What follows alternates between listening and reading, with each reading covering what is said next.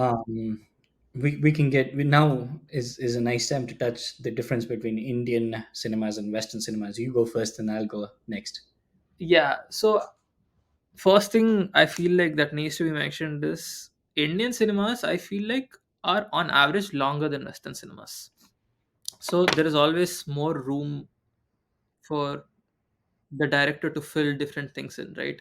And they also have like a very interesting formulaic take where, let us say, if it's a 3 hour movie, it probably has three songs and it probably has at least two fights. Because in an Indian movie, it's almost expected, right, for you to have action scenes and for you to have like these awesome songs in between. It's because it's a marketing formula. You need to have songs in your movie that directly or indirectly are a part of your movie, which you sell separately as a musical album so that people will be interested in the movie. They look at the songs, and these songs will be released like a couple of weeks before the movie releases, and they'll be played in every single auto rickshaw, they'll be played in every single restaurant, and the kids in the school also start dancing to it, so everybody now knows the song. So the song in itself is now bringing people to to the theater, right? And then in the theater, obviously, you also watch the movie. Also, there is a lot of, I don't know how to put it in like a gentle way, a lot of testosterone fueled action scenes in Indian, right? And there's a lot of fighting, there's a lot of that oomph factor where if the hero hits a villain, like literally everybody beyond the villain first flies, the villain is stuck in the air for like a couple of seconds, and then there's a bigger impact. Like, Indian movies have a way of portraying the hero as almost like this supernatural,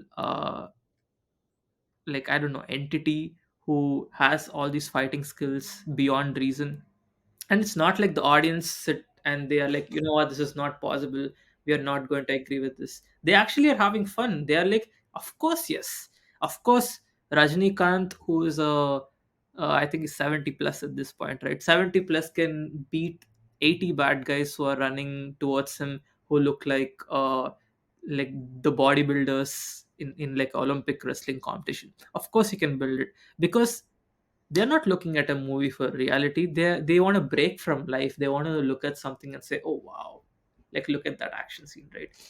And also, traditionally we have an interval, so the movie actually is broken into two parts, where the first part needs to deliver and the second part needs to deliver separately. So the director actually strategically plans a break in between the movie. So yeah, there are a couple of things that Indian cinema does that are like quite different from Hollywood. I feel like Hollywood on the other end is like a very tight 90-minute movie. More often than not these days, I feel like they're closer to the 120-minute mark. It needs to start from the end.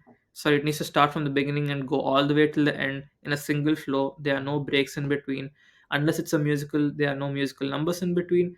Unless it's an action film, there is no action in between. And even then there is action, it's more realistic. It's very like narrative driven. There are no unnecessary fight scenes. The heroes are not unnecessarily elevated beyond their capabilities. Like a 70-year-old guy will fight like a 70-year-old guy. uh, but then the quality is significantly higher though. Like, if you look at the John Wick movies, the director who was initially a stunt coordinator turned director, like the quality is insane. Like, I don't think Indian movies match the same quality.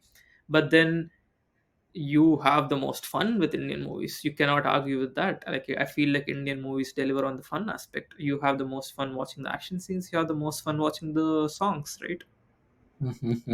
What other Yeah, differences do you think are there? I see. I mean, you spoke more on the audience side of it. I'll add a little bit to the audience side of it. Like in Indian cinemas, we call them heroes. In Hollywood cinemas, we call them protagonists. So there itself, you can see a big difference where you don't need any like you need more of like the relatability factor of the protagonist, less of like what do you say? I want goosebumps from the scene. Like if the Yes. hero gets down, like everything stops as soon as he puts his foot down. The air blows like as though he's the AC or something like that. So that's that part. Definitely there's a huge difference.